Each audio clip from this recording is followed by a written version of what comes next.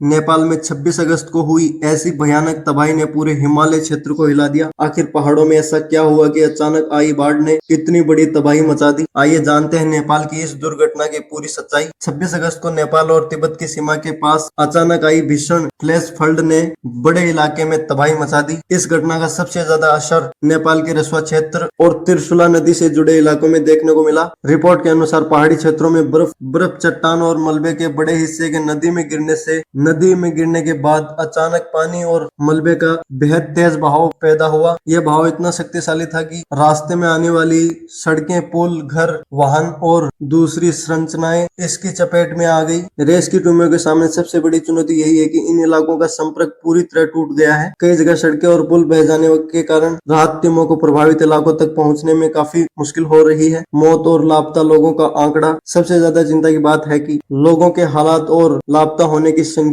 27 अगस्त की ताजा अंतर्राष्ट्रीय रिपोर्ट के अनुसार नेपाल और चीन के तिब्बत क्षेत्र में इस आपदा से सैकड़ों लोगों की मौत हो चुकी है और 1000 से ज्यादा लोग अभी भी लापता बताए जा रहे हैं। हालांकि यह आंकड़ा अंतिम नहीं है, क्योंकि कई प्रभावित इलाकों तक रेस्क्यू टीम अभी तक पूरी तरह नहीं पहुंच पाई है और लगातार खोज एवं बचाव अभियान चल रहा है। इस आपदा में विदेशी नागरिक और तीर्थयात्री भी प्रभावित हुए हैं। नेपाल से होकर कैलाश मानसरोवर जाने वाले यात्रियों की मौजूदगी के कारण कई परिवार अपने परिजनों की जानकारी के लिए परेशान हैं। रिपोर्ट के अनुसार बड़ी संख्या में भारतीय नागरिकों के प्रभावित या लापता होने की जानकारी सामने आई है। तबाही कितनी बड़ी है? तस्वीरों और वीडियो में कई जगह सड़कें मलबे में दबती दिखाई दे रही हैं। वाहन मलबे में दबते हुए दिखाई दे रहे हैं। घरों और दूसरी इमारतों में कीचड़ भर गया है। कई स्थानों पर बिजली और संचार व्यवस्था भी प्रभावित हुई है। त्रिशूली क्षेत्र में राहत और बचाव दल लगातार लोगों को सुरक्षित स्थानों तक पहुंचाने में जुटे हैं। हेलीकॉप्टर की मदद से प्रभावित इलाकों की निगरानी की जा रही है और जहां सड़क से पहुंचना मुश्किल है, वहां हवाई मार्ग से जरूर सामान पहुंचाने की कोशिश की जा रही है। लेकिन खतरा अभी खत्म नहीं हुआ है। सबसे बड़ी चिंता अब उन जगहों को लेकर है जहां नदी का रास्ता मलबे से रुक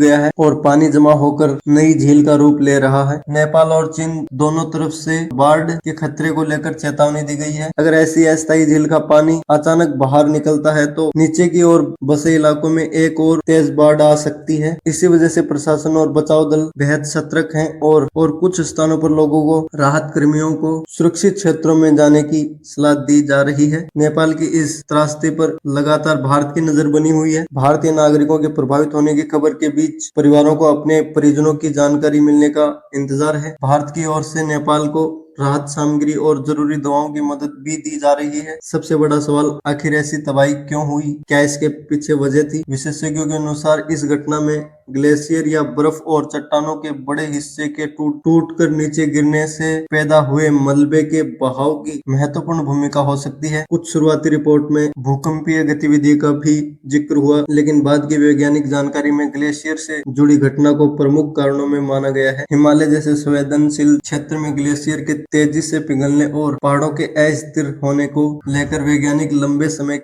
समय से चिंता जता रहे हैं। नेपाल में हुई यह त्रासदी सिर्फ एक प्राकृतिक आपदा नहीं, बल्कि हिमालय क्षेत्रों में बढ़ते जोखिम की एक गंभीर चेतावनी भी है। फिलहाल सबसे जरूरी है कि प्रभावित लोगों तक जल्द से जल्द राहत पहुंचे और लापता लोगों की तलाश तेजी से हो। रेस्क्यू ऑपरेशन अभी जारी है और आने वाले घंटों में स्थिति की और स्पष्ट तस्वीर सामने आने वाली है। हमारी संवेदनाएं इस आपदा में जान गंवाने वाले सभी लोगों के परिवारों के साथ है और उम्मीद है कि ज्यादा से ज्यादा लापता लोगों को सुरक्षित बचाया जा सके। फिलहाल इस वीडियो में इतना ही। ये जानकारी देनी बहुत जरूरी थी। मिलते हैं नई अपडेट के साथ। धन्यवाद।